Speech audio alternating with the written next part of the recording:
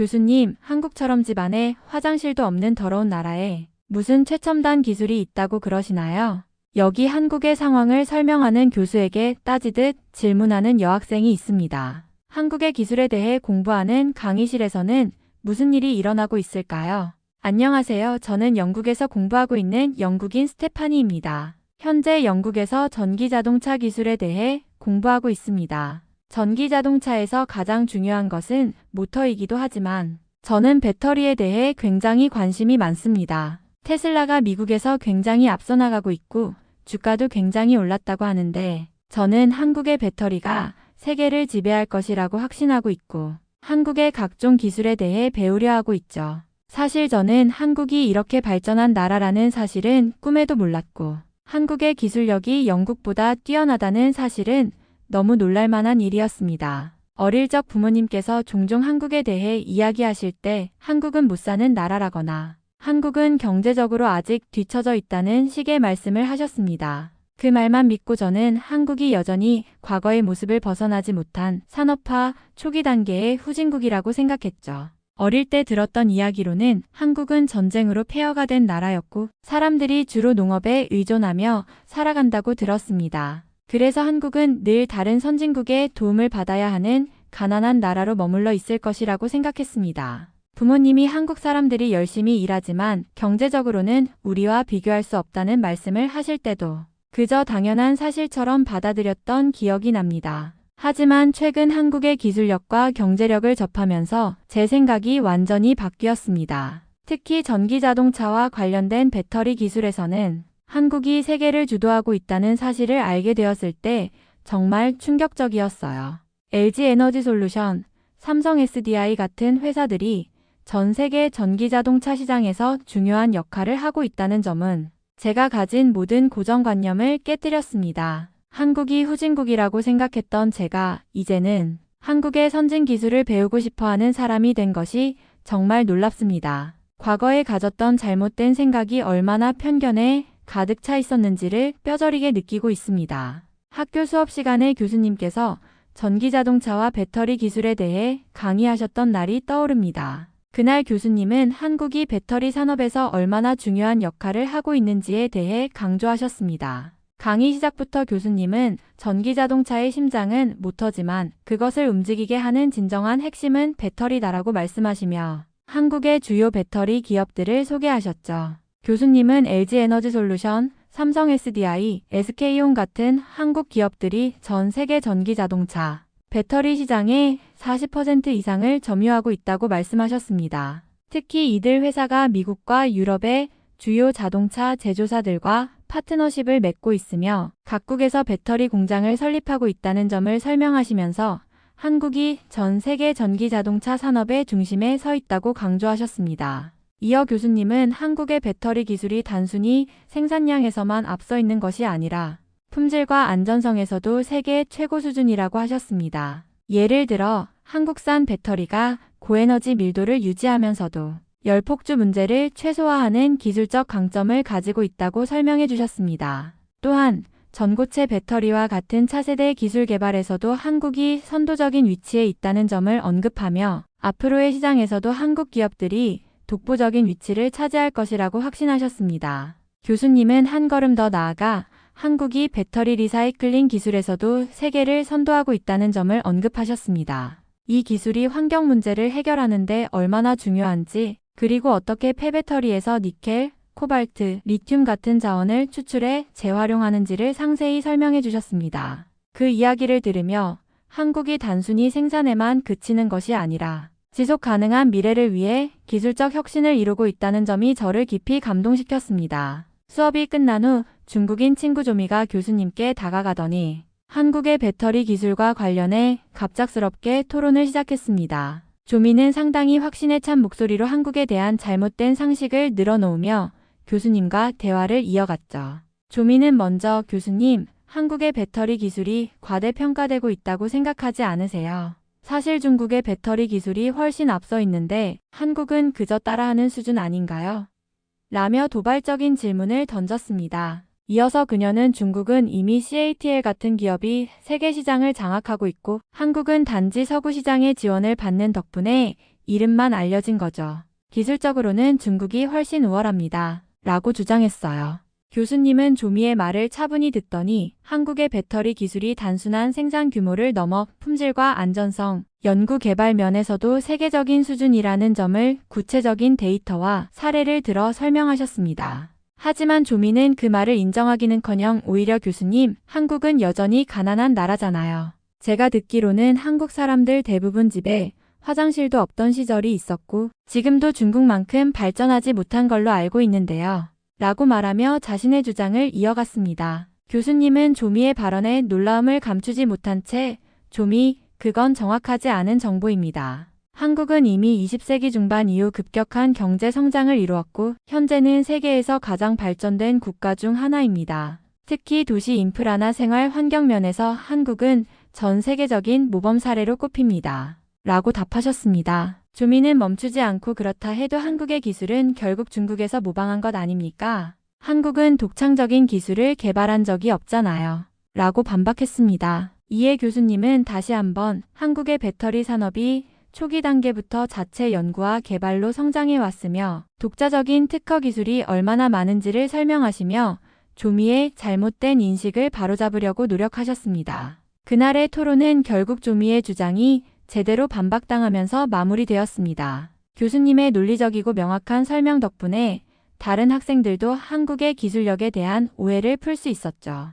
하지만 조미는 끝까지 자신의 주장을 굽히지 않는 모습을 보였고 저는 그녀가 얼마나 잘못된 상식을 사실로 믿고 있는지 다시 한번 실감했습니다. 수업이 끝난 후 저는 조미를 따로 불러 이야기를 나눠보기로 했습니다. 그녀가 가진 한국에 대한 잘못된 편견을 바로잡아주고 싶었기 때문입니다. 조미는 제 제안을 흔쾌히 받아들였지만 여전히 자신이 옳다는 확신에 차 있었습니다. 우리는 학교 카페테리아에서 마주 앉아 이야기를 시작했습니다. 저는 먼저 한국 배터리 산업의 구체적인 데이터를 보여주며 대화를 이어갔습니다. 조미, 한국의 배터리 기술이 중국보다 뒤처져 있다고 했는데 사실은 그렇지 않다는 걸 보여줄게. 한국의 배터리 기업들은 전 세계 전기자동차 배터리 시장 점유율의 절반 가까이를 차지하고 있어. 그리고 LG에너지솔루션이나 삼성 SDI는 이미 CATL 같은 중국 기업보다 더 안전하고 효율적인 배터리를 만드는 기술로 인정받고 있지. 조미는 고개를 저으며 반박했습니다. 그건 단순히 마케팅 때문이야. 중국이 세계 최대의 배터리 생산국이고 기술력도 훨씬 뛰어난데 단지 서구가 한국을 더 선호하는 거지. 저는 차분하게 웃으며 대답했습니다. 조미, 단순한 생산량과 기술력은 다른 문제야. 한국은 전고체 배터리와 같은 차세대 기술에서도 선두를 달리고 있어. 중국이 아직 상용화 단계에 도달하지 못한 기술들을 한국은 이미 개발 중이고 일부는 실험실 단계를 넘어 상용화 준비를 하고 있어. 예를 들어 한국의 배터리는 에너지 밀도와 열 안정성에서 특히 뛰어나. 이것은 단순한 마케팅의 문제가 아니라 과학적 데이터로 증명된 사실이야. 조미는 여전히 굴하지 않았습니다. 그래도 중국이 결국 앞설 거야. 우리 기술자는 훨씬 많고 우리는 빨리 따라잡을 수 있어. 한국은 여전히 작은 나라일 뿐이라고. 저는 한숨을 쉬며 다시 한번 설명했습니다. 조미, 규모가 크다고 기술력이 뛰어난 건 아니야. 한국은 인구나 땅 크기는 작지만 연구 개발에 투자하는 비율은 세계에서 가장 높은 나라 중 하나야. 한국의 R&D 투자 비율은 영국은 물론이고 중국보다도 높아. 그리고 한국은 단지 배터리만 잘 만드는 게 아니라 반도체, 디스플레이, 로봇 기술에서도 세계를 선도하고 있어. 그러나 조미는 여전히 자신의 의견을 굽히지 않았습니다. 그럼에도 불구하고 중국이 곧 모든 걸 따라잡을 거야. 한국은 결국 우리를 넘지 못해. 그 순간 저는 더 이상 논리로 그녀를 설득하기 힘들다는 걸 깨달았습니다. 조미는 이미 한국에 대한 고정관념을 사실처럼 믿고 있었기 때문에 아무리 명확한 데이터를 제시해도 그녀의 태도는 쉽게 바뀌지 않을 것 같았죠. 그 대화는 결국 끝내 설득에 실패했지만 저는 조미에게 한국에 대한 진실을 조금이라도 더 알리려는 제 시도가 언젠가는 그녀의 생각을 바꾸는데 도움이 되길 바랄 뿐이었습니다. 다음 수업 시간에 교수님은 전기자동차 배터리의 종류에 대해 설명하고 계셨습니다. 강의의 주제는 삼원계 배터리와 리튬 인산철 배터리의 비교였죠. 교수님은 삼원계 배터리가 에너지 밀도가 높아 더 가볍고 더 먼 주행 거리를 제공하며 고급 전기 자동차에서 널리 사용된다고 강조하셨습니다. 그때 조미가 손을 들고 교수님의 설명에 반박하기 시작했습니다. 교수님, 3원계 배터리는 너무 비싸고 안정성에서도 문제가 있잖아요. 그래서 중국에서는 리튬 인산철 배터리를 선호합니다. 안전하고 가격도 저렴하며 대량 생산에도 적합하죠. 3원계 배터리는 중국의 LFP 기술을 절대 따라잡을 수 없다고 생각합니다. 교수님은 조미의 말을 경청하시더니 차분히 대답하셨습니다. 조미 리튬 인산철 배터리는 안정성과 가격 면에서 확실히 장점이 있습니다. 하지만 그것은 특정 용도에 적합할 뿐 모든 상황에서 최적의 선택은 아닙니다. 예를 들어 3원계 배터리는 LFP보다 에너지 밀도가 약 3050% 더 높습니다. 이는 전기 자동차가 더 먼 거리를 주행할 수 있다는 뜻이죠. 특히 고급 세단이나 SUV 같은 차량에서는 3원계 배터리가 필수적입니다. 교수님은 교탁 위에 준비된 슬라이드를 넘기며 데이터를 보여주셨습니다. 여기 보시면 3원계 배터리를 사용한 차량이 LFP 배터리를 사용하는 차량보다 주행 거리가 더 길다는 것을 확인할 수 있습니다. 또한 한국 기업들은 3원계 배터리의 열 안정성을 크게 개선하는 기술을 개발했습니다. LG 에너지솔루션과 삼성 SDI가 대표적이죠. 이런 연구 결과는 3원계 배터리가 과거보다 훨씬 안전하고 효율적인 선택이라는 것을 보여줍니다. 조미는 고개를 저으며 다시 반박했습니다. 그래도 중국은 LFP 배터리로 대량 생산 능력을 갖추고 세계 시장을 장악하고 있습니다. 비싼 3원계 배터리는 대중적인 선택지가 될 수 없어요. 교수님은 미소를 지으며 말씀하셨습니다. 그 점은 맞습니다. LFP 배터리는 대량 생산에 적합하고 가격 경쟁력이 있지만 이는 시장의 특정 부분에 국한됩니다. 반면 3원계 배터리는 성능을 우선시하는 시장, 특히 고급 자동차와 장거리 주행을 위한 차량에서 선택됩니다. 게다가 3원계 배터리는 전고체 배터리로의 전환에서도 중요한 기반 기술이 됩니다. 한국은 이미 이 분야에서 앞서가고 있죠. 수업이 끝나갈 무렵 조미는 여전히 자신의 주장을 굽히지 않았습니다. 하지만 교수님은 3원계 배터리의 장점과 한국 기업들의 기술력을 과학적 근거와 데이터로 설명하며 수업을 마무리하셨습니다. 저는 조미가 이 수업을 통해 조금이라도 한국의 기술에 대한 편견을 버리기를 바랐습니다. 그녀의 태도가 바뀌지 않았더라도 적어도 명확한 사실이 그녀의 머릿속에 남았기를 기대했죠. 수업 후반부 교수님은 배터리 안전성에 대한 사례를 설명하시기 시작했습니다. 슬라이드에는 몇몇 배터리 화재 사건의 사진과 동영상이 나타났습니다. 교수님은 이를 지적하며 이렇게 말씀하셨습니다. 이 사진은 최근 중국산 리튬 인산철 배터리에서 발생한 화재 사례입니다. LFP 배터리가 안정성이 높다고 하지만 품질 관리가 부족하거나 설계가 잘못된 경우 이런 사고가 일어납니다. 대량 생산에만 초점을 맞춘 기술은 결국 이렇게 신뢰성을 잃게 됩니다. 조미의 표정은 점점 굳어지더니 교수님이 다음 말을 꺼낼 때에는 완전히 굳어버렸습니다. 중국은 기술 개발보다는 양에만 집착하는 경향이 있습니다. 이처럼 안전성을 무시한 채 생산량을 늘리는 것이야말로 기술 발전을 가로막는 가장 큰 문제죠. 그리고 확실한 근거 없이 자기 기술이 최고라고 우기는 태도는 이런 문제를 해결하는데 아무 도움이 되지 않습니다. 교수님의 목소리는 냉철했지만 그의 말 속에는 분명히 비판적인 뉘앙스가 담겨 있었습니다. 조미는 그 말을 듣고는 더 이상 참지 못한 듯 했습니다. 그녀는 자리에서 벌떡 일어나더니 책상을 힘껏 치며 이건 너무하네요. 중국 기술을 비하하는 건 명백히 편견입니다.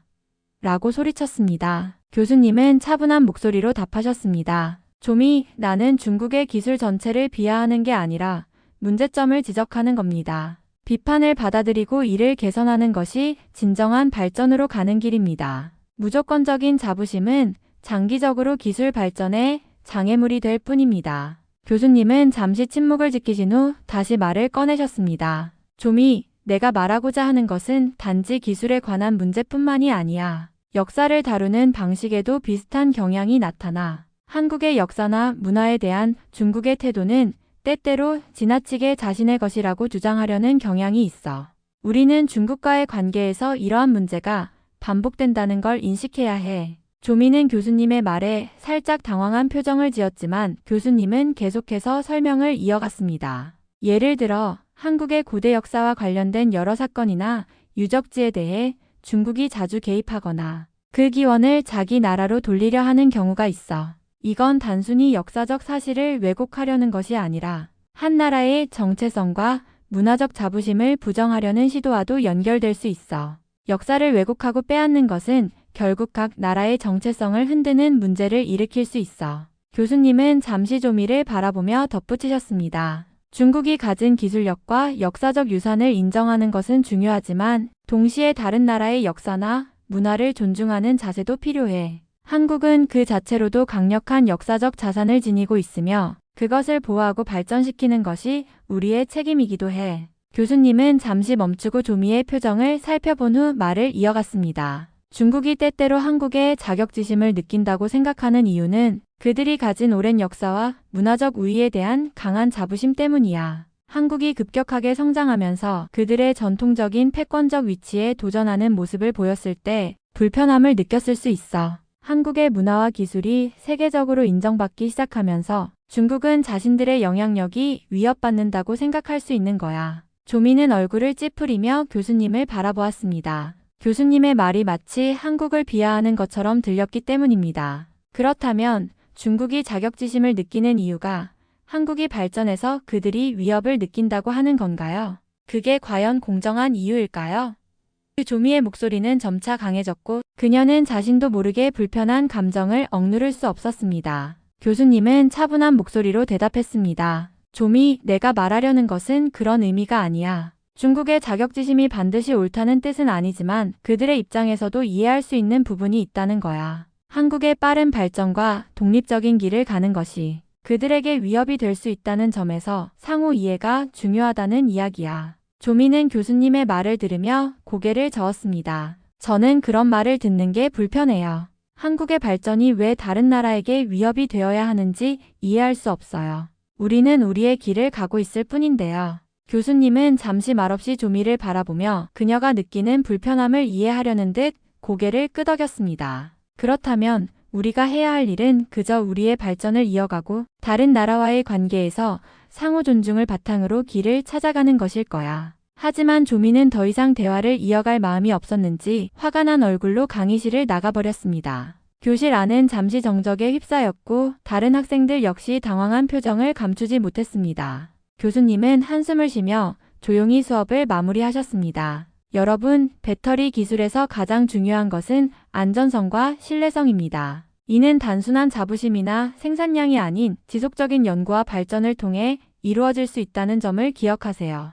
그날 수업은 조미의 갑작스러운 행동으로 어수선하게 끝났지만 저는 교수님의 메시지가 매우 의미 있다고 느꼈습니다. 기술 발전에는 겸허함과 정확한 데이터를 기반으로 한 판단이 얼마나 중요한지 다시 한번 깨달을 수 있었습니다. 조미가 강의실을 나가고 난 후 교수님은 잠시 침묵하시더니 다른 학생들을 바라보며 말을 이어갔습니다. 여러분, 제가 한국을 두둔하려는 것은 아닙니다. 하지만 객관적인 사실은 중요합니다. 한국은 현재 배터리 기술뿐만 아니라 반도체, 디스플레이, AI 같은 여러 첨단 산업에서 세계 최고 수준의 기술력을 자랑하는 나라입니다. 이는 단지 산업의 발전뿐만 아니라 국가 전체의 교육, 연구, 그리고 끊임없는 혁신 덕분에 가능했던 일입니다. 교수님은 이어 한국의 독특한 문화와 여행지에 대해서도 언급하셨습니다. 또한 한국은 기술력만 뛰어난 게 아닙니다. 문화적으로도 세계인에게 사랑받는 나라죠. 여러분 모두 BTS나 K-드라마를 들어봤을 겁니다.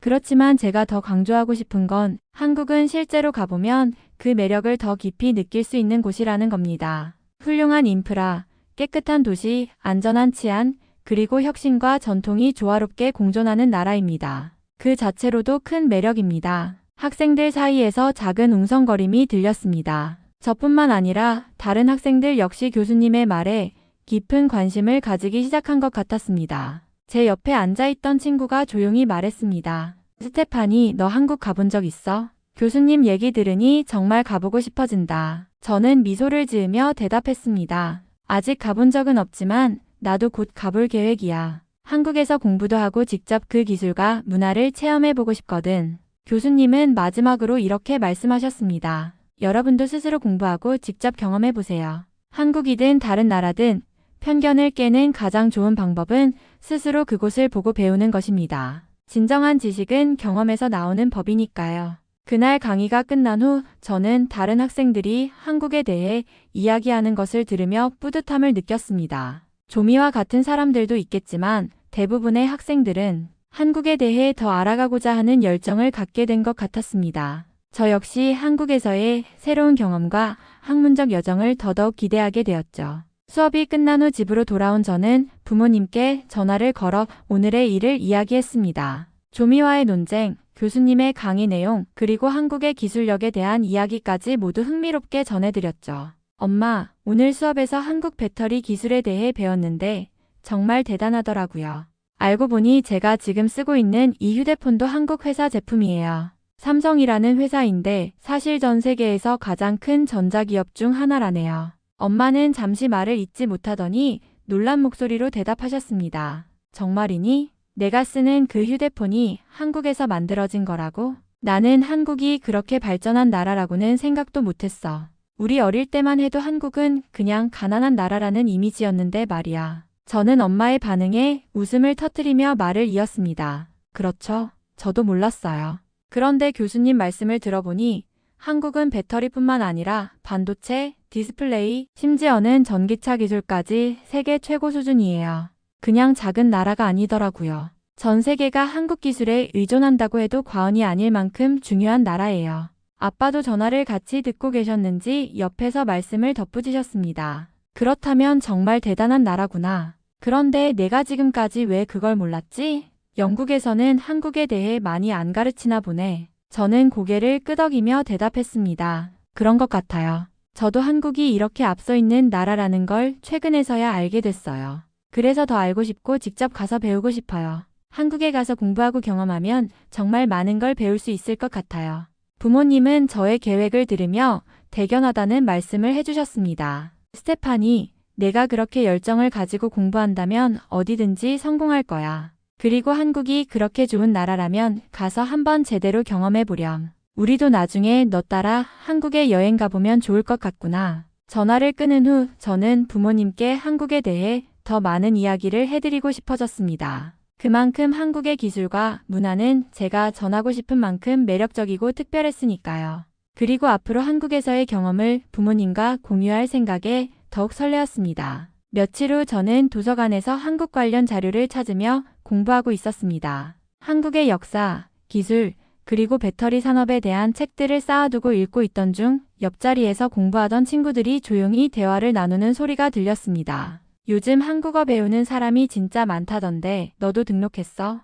응, 맞아. 나는 다음 학기부터 한국어 수업 들을 거야. 한국어는 생각보다 어렵지만 정말 재미있더라. 이 말을 듣고 저는 놀란 표정으로 친구들을 쳐다보았습니다. 한국어를 배우고 있다고? 너희도 한국에 관심이 많구나. 친구들은 웃으며 고개를 끄덕였습니다. 그럼 한국 드라마나 케이팝도 좋아하지만 기술 강국으로서의 한국이 정말 대단하잖아. 한국어를 배우면 미래에 더 많은 기회가 생길 것 같아서 시작했어.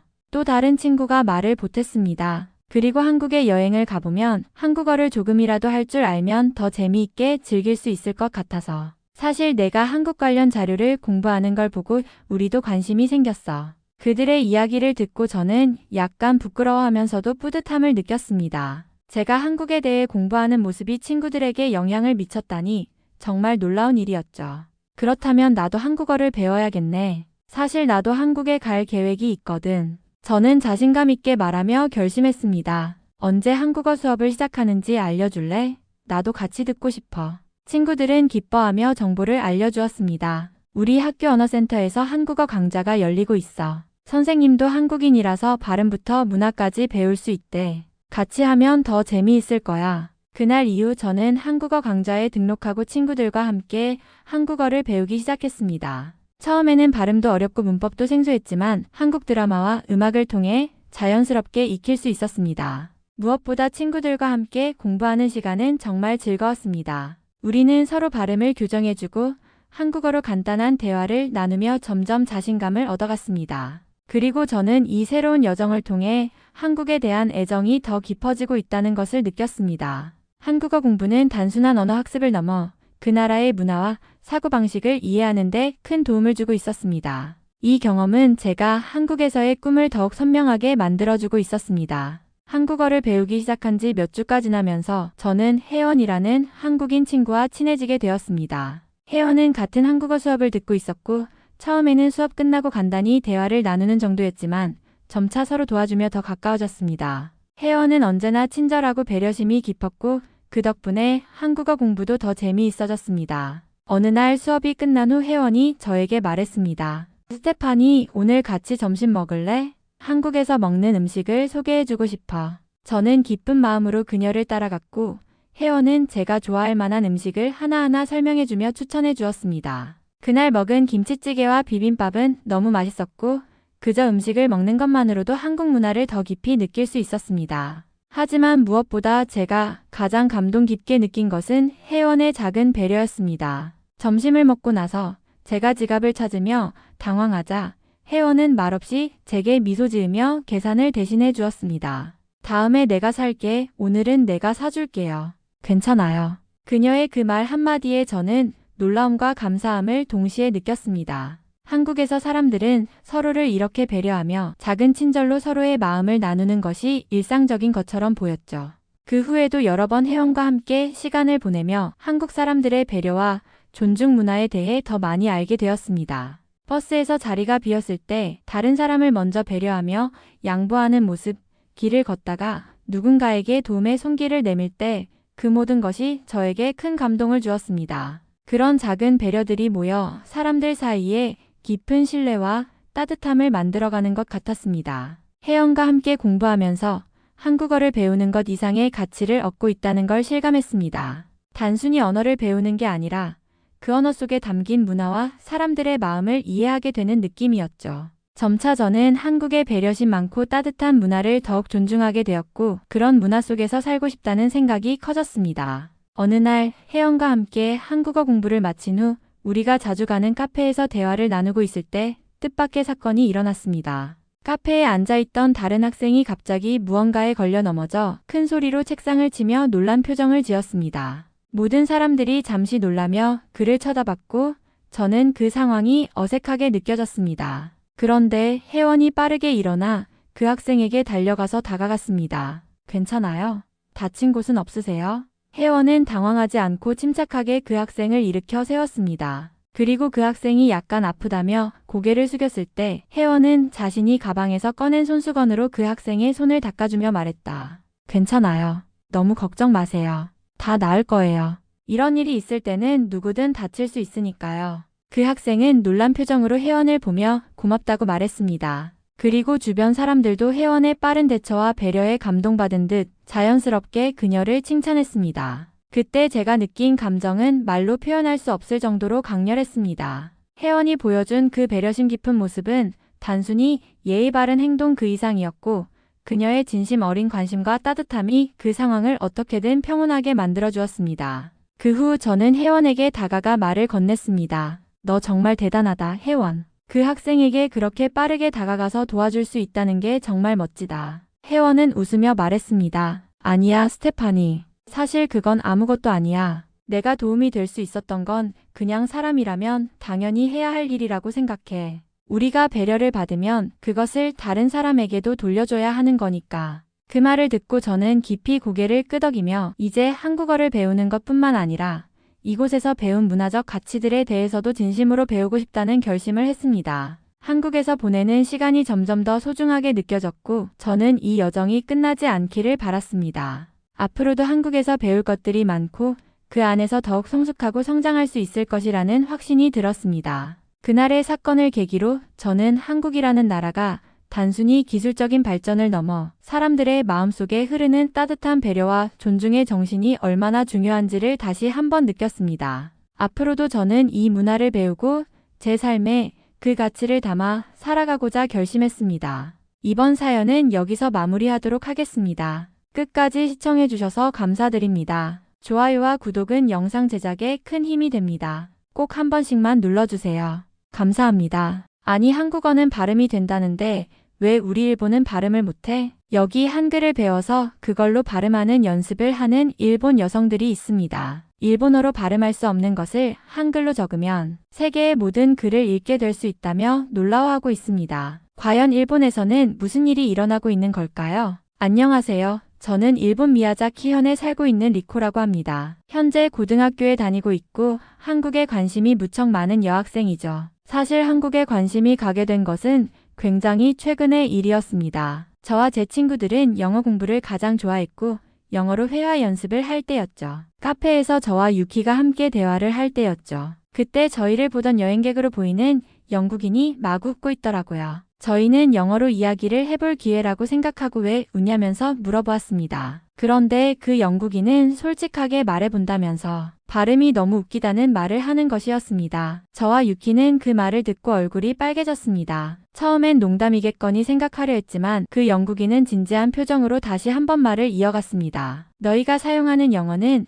문법적으로는 완벽할지 몰라도 발음과 억양이 너무 일본식이야. 그래서 조금 어색하게 들릴 뿐이야. 솔직히 충격이 컸습니다. 그동안 영어를 잘한다고 자부했거든요. 특히 저는 학교에서 영어 대회에 나갈 정도로 실력을 인정받았기 때문에 이런 지적을 받을 줄은 몰랐습니다. 유키도 저만큼 영어를 좋아하고 자신 있어 했는데 그의 표정 역시 무너져 내리는 듯 보였습니다. 저는 당황한 나머지 무슨 말을 해야 할지 몰랐습니다. 유키는 조심스럽게 그럼 어떻게 해야 더 자연스러울까요?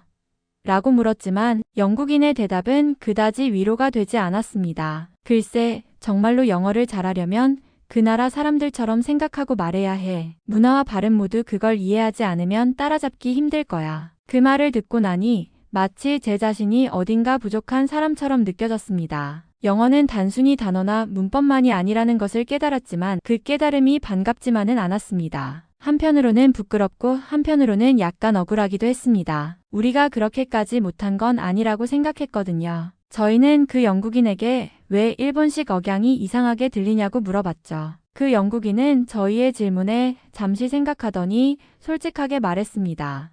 일본식 영어는 단어마다 강세가 균일해서 로봇처럼 들릴 때가 있어. 또 아과 엘 발음 차이가 거의 없어서 듣는 사람이 헷갈릴 수도 있지. 그게 나쁜 건 아니지만 익숙하지 않은 사람에겐 좀 웃길 수도 있어. 저와 유키는 그 말을 들으며 더 위축되었습니다. 그동안 저희가 영어 공부에 얼마나 시간을 쏟았는지 모르는 사람이 이런 말을 한다는 게 속상했죠. 그런데 영국인은 말을 멈추지 않았습니다. 사실 내가 얼마 전에 한국에 갔을 때를 떠올려 보니 조금 비교가 되기도 해. 한국에서 만난 사람들은 영어 발음도 더 자연스럽고 특히 억양이 내가 이해하기 쉬웠거든. 일본에서는 영어가 굉장히 공식적인 학문처럼 느껴지지만 한국에서는 실생활에서도 쓰려고 노력하는 모습이 많더라고. 그래서 영어로 대화할 때도 좀 더 편했어. 그 말을 듣는 순간 저는 묘한 감정을 느꼈습니다. 부끄러움과 질투가 섞인 감정이랄까요. 한국이 영어를 더 잘한다는 말을 듣고 나니 한국이라는 나라가 더 궁금해지기 시작했습니다. 대체 그곳 사람들은 어떻게 영어를 그렇게 잘할 수 있었을까?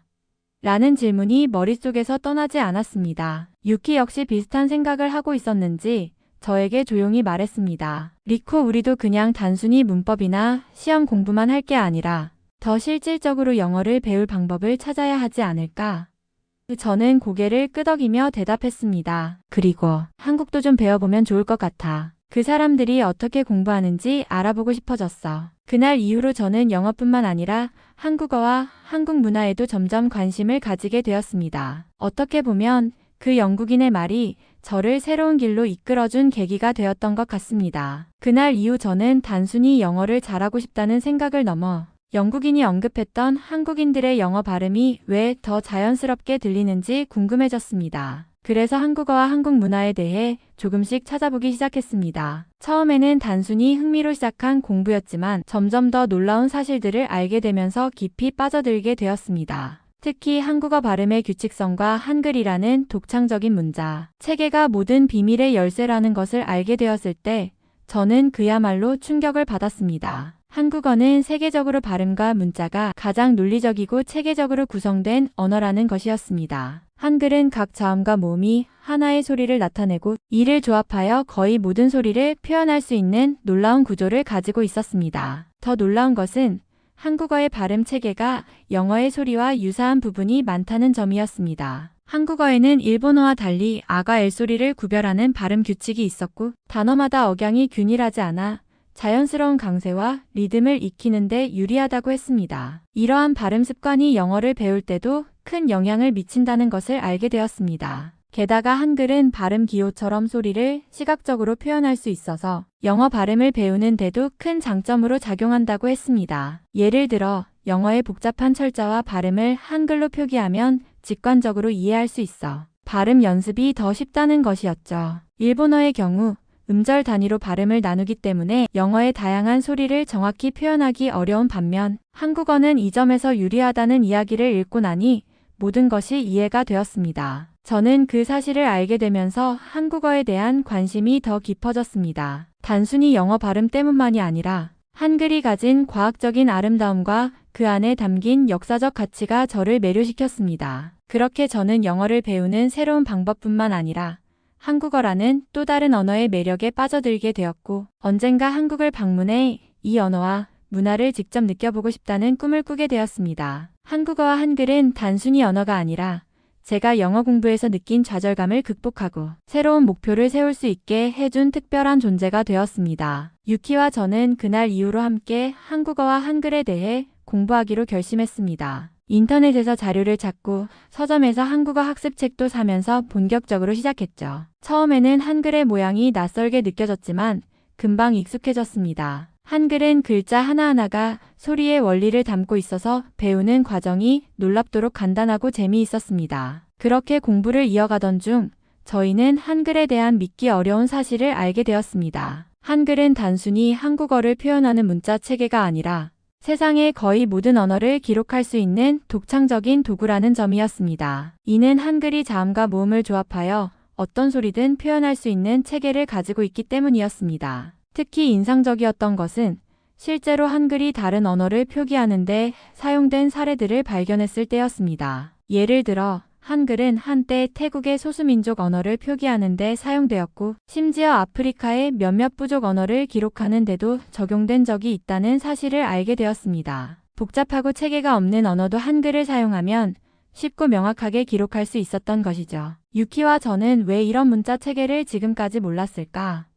라는 생각에 서로 놀라워하며 더 깊이 알아보기로 했습니다. 한글이 단순히 효율적인 문자가 아니라 이 세상 어디에서도 통용될 수 있는 가능성을 가지고 있다는 점이 정말로 매력적이었습니다. 또한 한글은 소리의 발음 기관을 본떠서 만들어졌기 때문에 배우는 과정에서 소리를 시각적으로 이해하는 데도 큰 도움이 되었습니다. 이를 통해 저희는 영어 발음을 연습할 때도 한글로 표기하면서 정확하게 소리를 내는 연습을 할 수 있었고 점점 자신감을 되찾아갔습니다. 유키는 한글의 과학적인 측면을 좋아했고 저는 그 속에 담긴 문화와 역사적인 가치에 빠져들었습니다. 이렇게 서로 다른 관심을 가지고 공부하면서도 한글이라는 공통의 주제가 우리를 묶어주는 느낌이었습니다. 결국 한글은 저희에게 단순히 한국어 공부를 위한 도구가 아니라 세상에 대한 새로운 시각과 가능성을 열어준 창이 되었습니다. 저와 유키는 한글과 한국어를 공부하며 언젠가 한국을 방문해 우리가 배운 모든 것을 직접 느껴보고 싶다는 꿈을 꾸게 되었습니다. 한글을 통해 세계를 기록할 수 있다는 사실은 저희가 한국어 공부를 계속할 수 있는 가장 큰 동기가 되었던 것 같습니다. 한글과 한국어를 공부하면서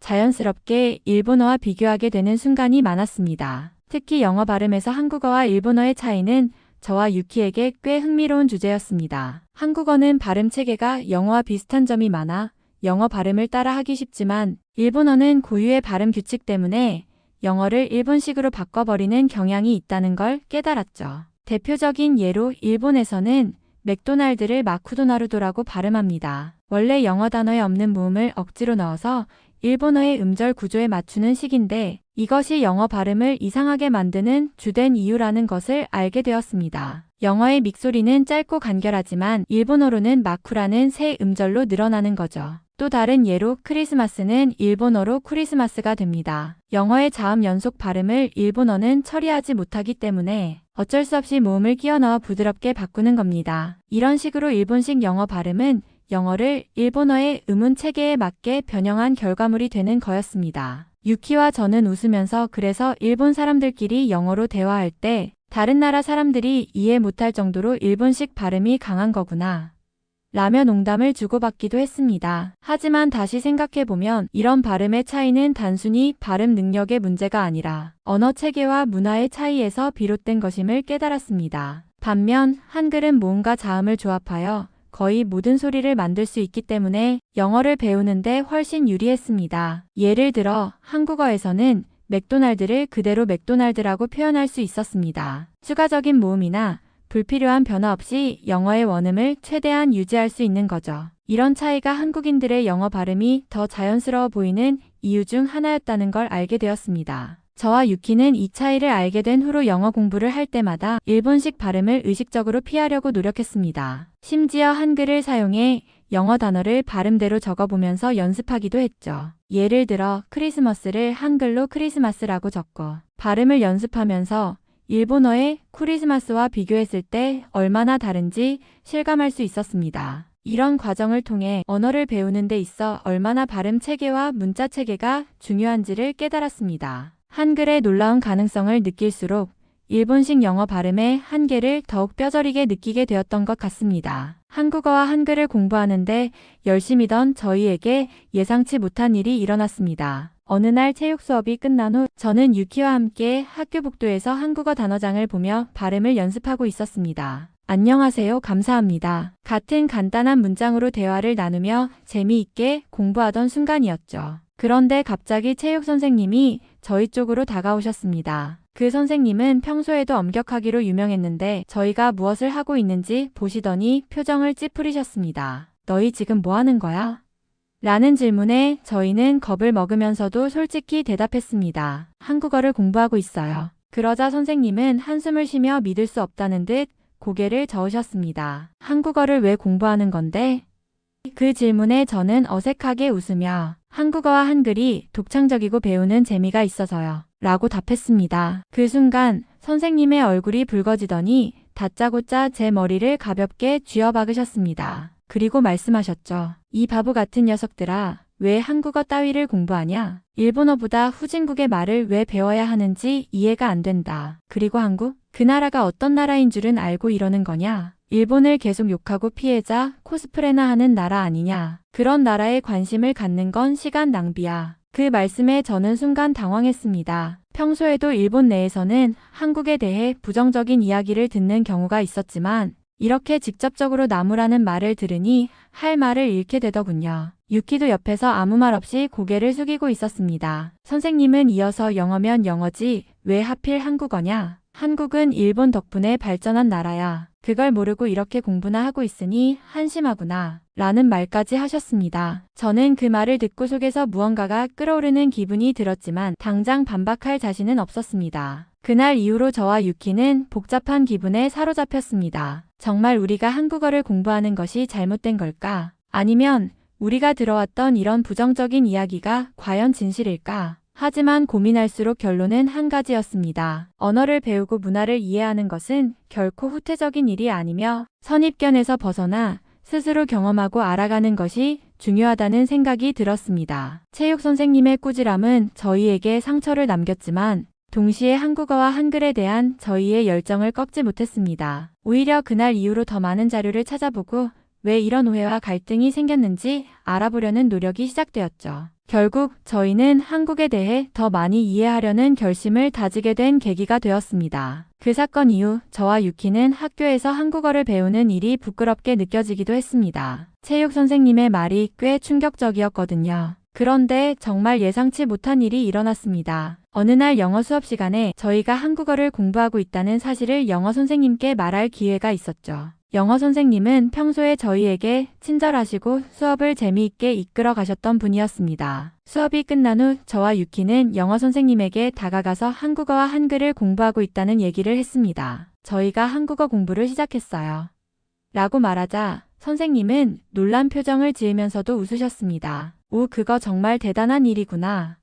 라고 하시면서 칭찬을 아끼지 않으셨습니다. 한국어는 정말 재미있고 그 언어를 배우는 것은 좋은 선택이야. 한글도 정말 독특하고 과학적인 문자니까 너희가 그걸 배우는 건 매우 값진 일이야. 선생님의 말에 저와 유키는 점점 더 자신감을 얻었고 마음이 풀리는 기분이었습니다. 하지만 선생님은 여기서 멈추지 않고 더 중요한 말을 하셨습니다. 사실 일본어로 영어를 배우는 것은 세계에서 가장 좋지 않은 방법이야. 일본어는 그 자체로 매우 정형화된 언어이고 영어의 다양한 발음이나 문법을 제대로 소화하기 어려운 언어야. 그래서 일본 사람들은 영어 발음이 어색하거나 영어 문장을 제대로 만들지 못하는 경우가 많지. 그 말을 듣고 저는 눈이 번쩍 뜨였습니다. 영어 선생님은 일본어와 영어 발음의 차이를 잘 이해하고 계셨고 그런 점을 명확하게 짚어주셨습니다. 한국어는 영어와 비교했을 때 발음이 훨씬 자연스러워. 그래서 한국 사람들은 영어를 더 잘 발음할 수 있고 문법적으로도 더 유리해. 그렇기 때문에 한국어를 배우는 건 영어를 배우는 데도 도움이 될 거야. 선생님의 말에 저와 유키는 깊은 인상을 받았습니다. 일본어는 발음에서 어려운 점이 많고 영어 발음을 자연스럽게 따라하기 어렵다는 것을 선생님을 통해 다시 한번 깨닫게 되었습니다. 한국어는 그런 점에서 발음이 더 직관적이고 영어를 배우는데도 큰 도움이 된다는 사실이 더욱 확실하게 다가왔죠. 선생님은 이어서 말씀하셨습니다. 결국 언어는 그 언어를 배우는 사람의 사고방식에도 영향을 미친다고 생각해. 한국어를 배우는 것은 단순히 발음만 배우는 게 아니라 그 나라의 문화와 사고방식을 이해하는 데도 큰 도움이 될 거야. 그 말은 저와 유키에게 큰 용기를 주었고 한국어와 한글에 대한 관심을 더 깊게 가지게 만들었습니다. 선생님의 격려 덕분에 우리는 체육 선생님의 부정적인 말에도 굴하지 않고 한국어 공부를 계속 이어가기로 다짐했습니다. 영어를 배우는 데 있어 중요한 점은 단순히 발음과 문법만이 아니라 그 언어를 배우면서 얻게 되는 사고방식과 문화적인 이해임을 깨달았기 때문입니다. 영어 선생님께서 저희에게 한국어 공부를 격려해 주신 이후 더 이상 한국어 공부를 숨기지 않고 적극적으로 할 수 있게 되었습니다. 그리고 그 다음 주 영어 선생님은 또 다른 놀라운 기회를 주셨습니다. 수업이 끝난 후 저희에게 다가오셔서 사실 나는 한국어를 아주 잘하는 친구가 있어. 그녀는 한국어를 정말 잘 가르쳐 줄 수 있을 거야. 너희가 한국어를 배우는데 도움이 될 거라 생각해서 소개해 줄게라고 하시면서 한 분의 이름을 알려주셨습니다. 그분은 한국어를 전공한 분이었고 한국 문화와 역사에 대해서도 깊이 있는 지식을 가지고 있는 분이었죠. 선생님은 그분과 친분이 있어 저희에게 수업을 받을 기회를 주시겠다고 말씀하셨습니다. 저희는 정말 놀랐고 동시에 너무 기뻤습니다. 이런 기회를 얻게 된 것은 처음이었기 때문이죠. 그날 우리는 한국어 강사님을 만나게 되었고 그분은 정말 친절하고 열정적으로 저희에게 한국어를 가르쳐 주셨습니다. 한국어를 배우는 데 있어서 중요한 발음과 문법은 물론 그 언어가 담고 있는 문화와 역사에 대해서도 많은 이야기를 해주셨습니다. 한국어의 의문체계, 한글의 창제 원리부터 시작해서 한국의 역사적 배경과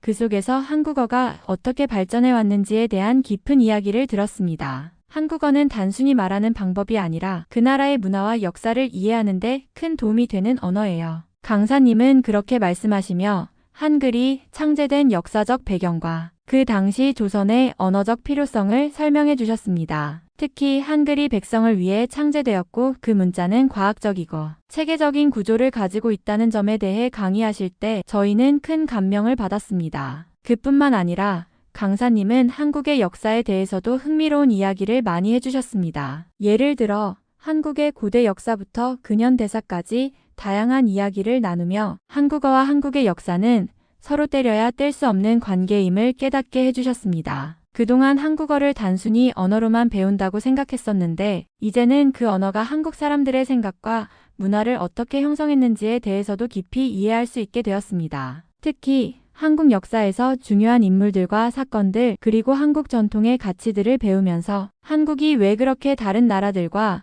독특한 문화적 정체성을 갖게 되었는지에 대한 답을 찾을 수 있었습니다. 강사님은 또 한국의 전통 예술, 음식, 사회적 가치관 등에 대해서도 설명해 주시면서 한국어를 배우는 것은 단순히 문법을 익히는 것이 아니라 한국 사람들의 생각과 가치관을 이해하는 과정이다라고 강조하셨습니다. 그 후 저와 유키는 한국어를 배우면서 한국의 문화와 역사에 대해서도 깊이 있는 공부를 하게 되었고 점점 한국에 대한 관심이 커졌습니다. 그때부터는 단순히 한국어를 배우는 것뿐만 아니라 한국 역사에 대한 책도 읽고 한국 영화를 보며 그들의 역사와 문화를 좀 더 가까이에서 체험하려 했습니다. 이렇게 저희는 언어 공부를 통해 한국어는 물론 한국의 문화와 역사까지도 배워가게 되었고 한국에 대한 전반적인 이해가 깊어지면서 자연스럽게 한국에 대한 애정이 커졌습니다. 이 모든 기회는 영어 선생님 덕분에 가능했던 일이었습니다. 한국어와 한국 문화를 공부하면서 저희는 점차 한국에 대한 이해가 깊어졌습니다. 특히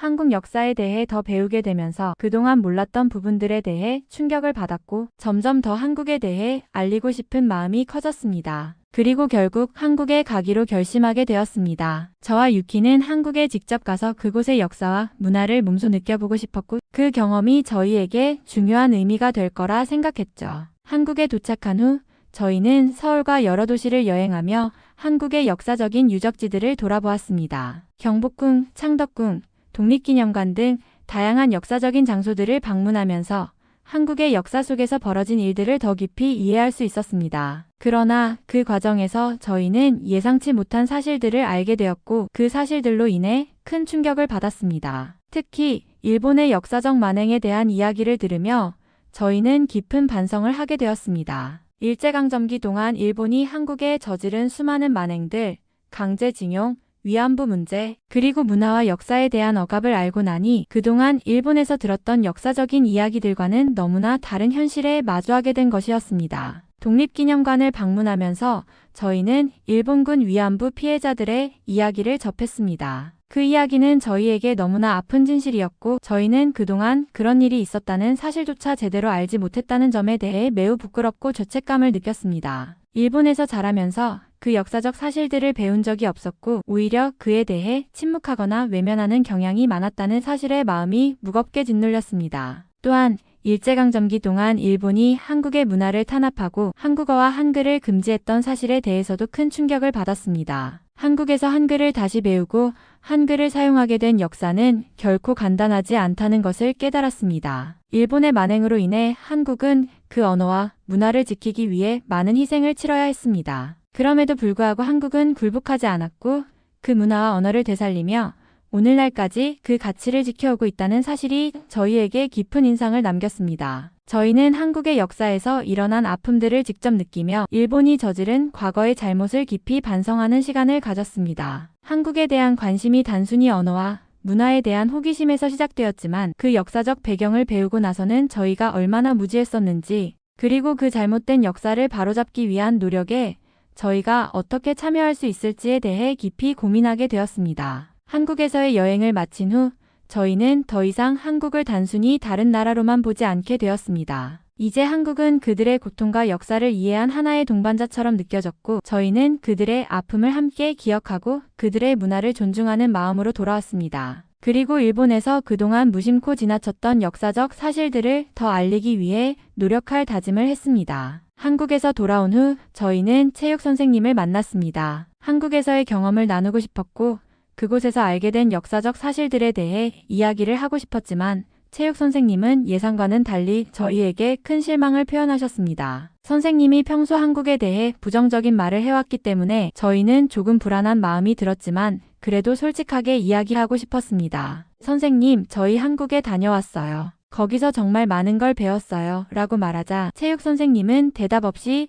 저희를 째려보셨습니다. 그리고는 불쑥 말씀하셨습니다. 한국이라니 그 나라에 가서 무엇을 배웠다는 거냐? 그렇게 그 나라의 역사나 문화를 배우고 나면 뭐가 달라질 거라고 생각하느냐? 저희는 선생님의 말에 조금 당황했지만 그동안 한국에 대해 많은 것을 배웠고 그것을 선생님과 공유하고 싶었습니다. 그래서 저희는 대답했습니다. 선생님, 한국에서 일본이 저지른 만행에 대해 배우고 그들의 고통을 이해하게 되었어요. 그리고 그들이 어떻게 그 아픔을 이겨내고 발전했는지도 알게 되었어요. 그러자 체육 선생님은 목소리를 높이며 말했습니다. 그런 이야기들은 다 그들만의 해석일 뿐이다. 그들이 일본을 원망하는 건 그들의 문제지 우리가 그런 일에 대해 신경 써야 할 필요는 없다. 선생님의 말은 매우 강경하고 단호하게 들렸습니다. 저희는 그 말이 너무나 이해할 수 없어서 답답한 마음이 들었습니다. 하지만 선생님, 그게 단지 그들의 문제만은 아니에요. 일본이 저지른 과거의 잘못을 반성하고 바로잡아야 한다는 생각이 들어요. 그게 일본 사람으로서 우리가 할 일이 아닌가요? 저희는 결국 말을 이어갔습니다. 유키도 한 발 나아가서 말했습니다. 그렇게 말하는 건 우리가 잘못된 역사를 외면하는 것과 다를 게 없다고 생각해요. 체육 선생님은 잠시 침묵하셨습니다. 그러다 다시 목소리를 높이며 말했습니다. 한국은 과거에 너무 많은 피해를 입었으니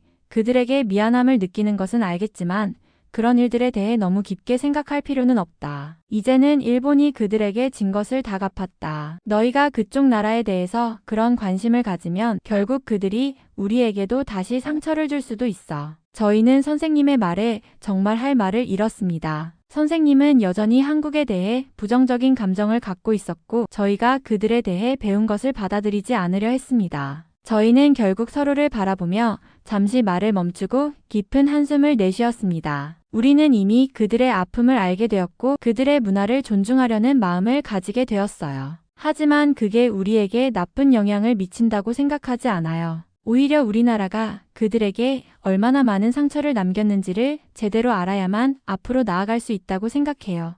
유키가 조심스럽게 말을 꺼냈습니다. 체육 선생님은 여전히 불편한 표정을 지으셨습니다. 너희는 그렇게 생각할 수도 있겠지만 이 나라에서는 과거를 너무 들추는 것이 좋지 않아. 다들 앞으로 나아가야지. 그 후 저희는 체육 선생님과의 대화에서 더 이상 진행할 수 없다고 느껴졌습니다. 서로의 입장이 너무 달라서 더 이상 서로를 이해하기 어려운 상황이었죠. 저희는 그 자리를 떠나며 마음속으로 결심했습니다. 그날 이후 저희는 한국에서 배운 역사와 문화를 계속해서 배우고 그 진실을 다른 사람들에게 알리기 위해 노력할 거라는 다짐을 했습니다. 그 후 체육 선생님은 저희에게 또 다른 선생님을 소개해 주셨습니다. 이 친구는 중국어를 잘하는 선생님이야. 너희가 한국어를 배우는 것보다 중국어를 배우는 게 더 낫다고 생각해. 체육 선생님은 중국어 선생님을 소개하며 그렇게 말씀하셨습니다. 사실 저희는 한국어를 배우는 것에 큰 흥미를 가지고 있었고 체육 선생님의 말에 대해 조금은 불만이 있었습니다. 그럼에도 불구하고 선생님의 소개를 받고 중국어 선생님을 만나러 갔습니다. 처음 만난 중국어 선생님은 다소 차갑고 딱딱한 인상을 주었습니다. 다정한 분위기에서 대화를 시작할 것이라고 생각했지만 선생님은 처음부터 조금 거침없이 말을 꺼내셨습니다. 한국어를 배우는 것보다